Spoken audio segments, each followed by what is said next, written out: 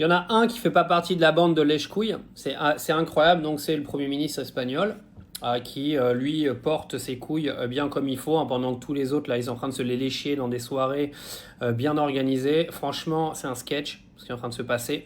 Donald Trump, encore une fois, hein, qui exige que toute l'Union européenne et tous les autres pays de l'OTAN augmentent leur budget de défense à hauteur de 5% du PIB. L'Espagne a refusé, le seul pays qui a refusé.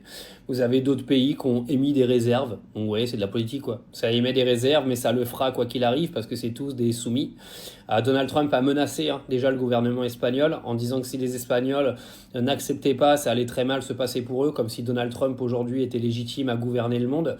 Je vous rappelle quand même qu'il est président des États-Unis, l'autre personnage de South Park là, il est pas président du monde en fait. C'est-à-dire que là aujourd'hui, toute la bande de suscouilles là, ils sont en train de se soumettre à tous les dictats de Donald Trump parce que monsieur a menacé qu'il retirerait en gros les États-Unis de l'OTAN si les autres retiraient leur langue collée à son anus. Non mais je suis vulgaire dans cette vidéo, mais c'est insupportable en fait. C'est-à-dire que le gars aujourd'hui, il est en train de gouverner le monde. Ils sont tous en train de se soumettre à lui. Il fait ce qu'il veut. Il attaque l'Iran sans rien demander à personne. Le mec, il a 2 doigts de nous créer une guerre mondiale. Ça dérange personne. Là, tous les soumis, là, ils sont tous en train de dire « Ok, on va écouter Trump parce que, soi-disant, soit la menace russe, soit la menace iranienne est présente. » Moi, j'ai vu aucune menace russe pour le monde, aucune menace iranienne pour le monde. Mais apparemment, il faut faire croire à tout le monde que ces menaces existent.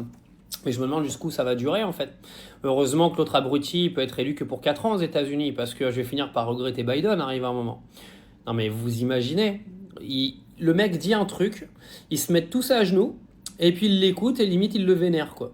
C'est une dinguerie. C'est-à-dire que là, s'il a envie de se barrer Trump de l'OTAN mais qu'il se casse et qu'il pète cette organisation qui sert à rien et que les pays redeviennent un petit peu légitimes et un petit peu propriétaires de leurs décisions parce que là il y en a un peu ras-le-bol, non? Vous ne pensez pas de se soumettre en permanence soit à l'Union européenne soit à Trump. Je me demande à partir de quelle année tous les pays en fait de l'Union européenne ou de l'Europe en général ont perdu leur souveraineté. Moi, je me pose la question quand même. En tout cas, bravo à l'Espagne qui reste le seul pays digne de cette Union européenne.